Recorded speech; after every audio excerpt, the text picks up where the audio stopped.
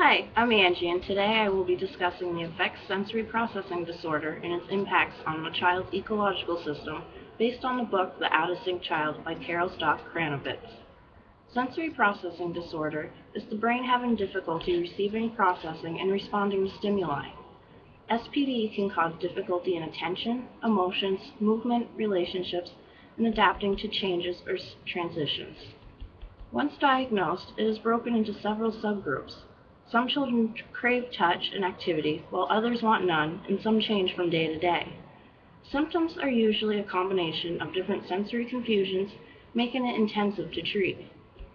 Many children observed by outsiders are thought to be unruly, ill-managed, and strange, even though they can be the most caring and loving child around. We have all grown up taught that there are 5 senses: sight, taste, smell, hearing, and touch. However, to fully understand sensory processing disorder, we have to realize that there are several more sensory systems that are internal. The 5 that we were taught are external. The gustatory system is the sense of texture in the mouth. Children with SPD can have problems with being picky eaters because of the texture and temperature and taste of the food. Some students and children can crave crunchy items or crispy things, or even gum chewing can help them. The vestibular system deals with the body's balance. Many children with SPD are unaware of their physical body and tend to bump into things and are considered clumsy. Interoception is internal body functions like sensing an itch, hunger, or thirst. Proprioception is the skeletal movement and body posture. Using the ecological theory created by Bronfenbrenner, I will explain how such a disorder can impact a child's ecological systems. Stereotypes, stigmas, and labels originate from the macrosystem and can seep into the other systems of the child. If a label is attached to a child, it can impact them for life. Special education and learning delays have a negative reputation. Parents may feel ashamed or embarrassed to discuss their child's condition and hide it from coworkers, friends, and those outside the family in general. If a child senses this shame, it can greatly affect the dynamics of the intimate microsystem. The exosystem of a child with SPD is filled with people that offer support to the child.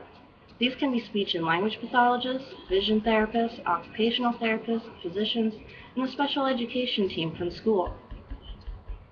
The mesosystem consists of the connections being made between home, educators, and healthcare providers. All these people are working together to improve the child's condition. However, the amount of time spent with a child varies greatly.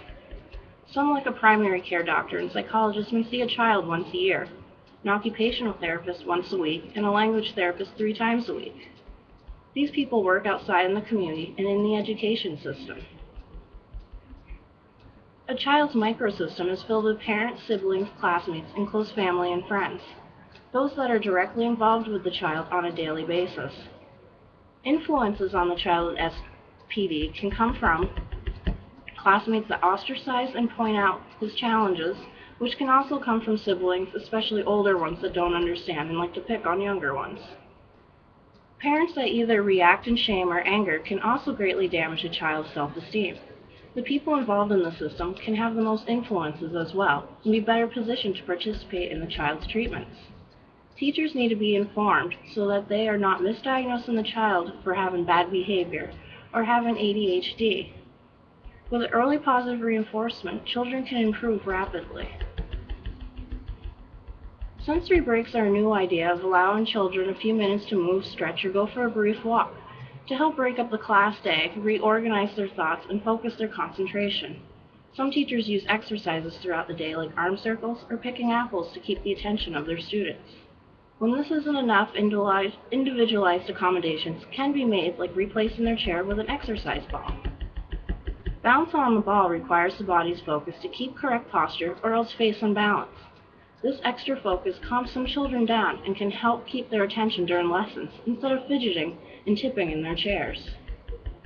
Silly putty, clay, Velcro, and chewing gum are tactile items that can be used for sensory crave children to keep them from disrupting the class with their jitters. Early diagnosis has been shown to have the best results in correcting or regulating the condition.